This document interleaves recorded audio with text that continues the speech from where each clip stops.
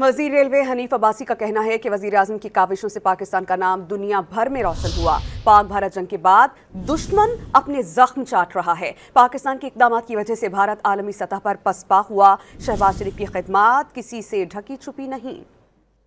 वो जब पहलगाम के वाक्य पे आपने कहा कि इंडिपेंडेंट इंक्वायरी करवा लो और उसके बाद फैसला कर लो कि क्या हम उसमें मुलविस हैं कि नहीं, हिंदुस्तान दफाई पोजीशन में चला गया आपकी इस स्टेटमेंट की वजह से।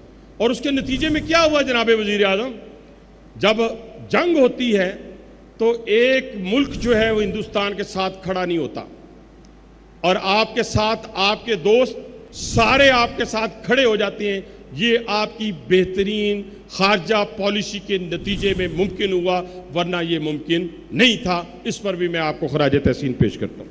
वजीर रेलवे हनीफ अब्बासी का कहना है कि वजीर आजम की काविशों से पाकिस्तान का नाम दुनिया भर में रोशन हुआ। पाक भारत जंग के बाद दुश्मन अपने जख्म चाट रहा है। पाकिस्तान के इकदाम की वजह से भारत आलमी सतह पर पसपा हुआ। शहबाज शरीफ की खिदमत किसी से ढकी छुपी नहीं।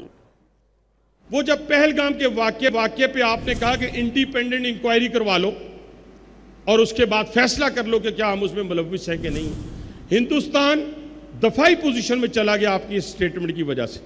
और उसके नतीजे में क्या हुआ जनाब वजीर आजम, जब जंग होती है तो एक मुल्क जो है वो हिंदुस्तान के साथ खड़ा नहीं होता और आपके साथ आपके दोस्त सारे आपके साथ खड़े हो जाते हैं।